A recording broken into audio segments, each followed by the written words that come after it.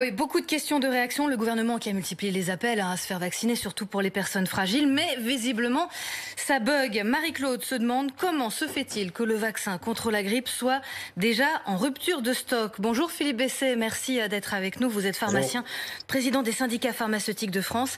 Est-ce que ce matin, il y a encore une pharmacie qui a un vaccin disponible ?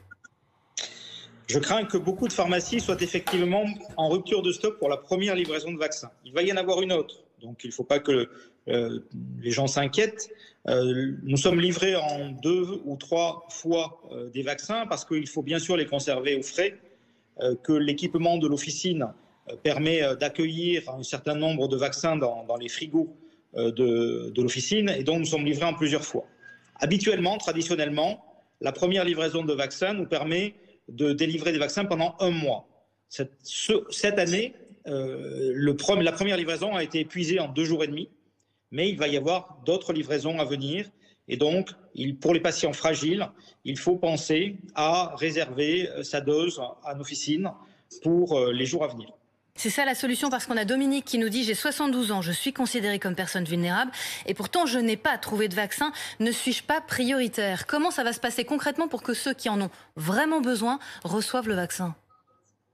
Nous avons reçu donc une lettre du ministre de la Santé qui est passée au bulletin officiel vendredi dernier. Nous ordonnons désormais de prioriser les vaccins aux personnes fragiles. Donc, concernant pour les prochaines livraisons, nous ne pourrons délivrer des vaccins et les administrer qu'aux personnes qui ont un bon de l'assurance maladie. Donc elles peuvent les réserver d'ores et déjà, sachant que dans la première livraison de vaccins, nous avons délivré des doses à 92% à la population fragile. Donc c'est quasiment exclusivement la population fragile qui est venue se faire vacciner. Ça veut dire que pour les autres, il n'y en aura peut-être pas. Ça veut dire que pour les autres, ce qui fonctionne, ce sont les gestes barrières. Donc les masques, le gel hydroalcoolique, la distanciation, qui marche pour la Covid, fonctionnent très très bien pour la grippe.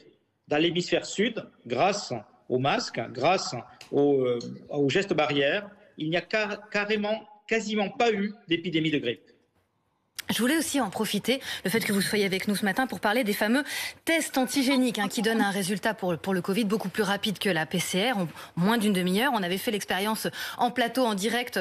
Mon nez s'en souvient encore, c'était très impressionnant. Désormais, ça peut être réalisé chez le médecin, chez les pharmaciens, par les infirmiers aussi. Question d'Alain, quand est-ce que ces fameux tests, on va les trouver en pharmacie et à quel prix ?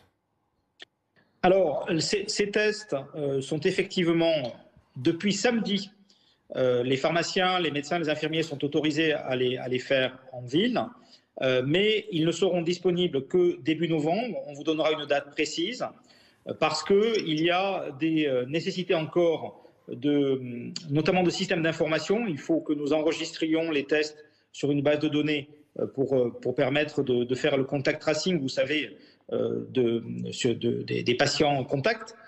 Il faut également, bien sûr, le temps d'adaptation des officines, des cabinets médicaux, de formation notamment. Donc on peut penser que ça va démarrer dans la première semaine de novembre, ou en tout cas avant le 15 novembre. Quant au prix, ils seront pris en charge par l'assurance maladie. Donc il y a, comme vous savez, en officine, c'est le tiers payant, donc il n'y aura pas de reste à charge ni de débours dans les officines.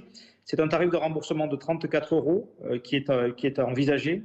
Et en dernier point, ce ne sera pour les officines que sur la base du volontariat, parce qu'il faut que l'officine puisse s'adapter, surtout en période de vaccination.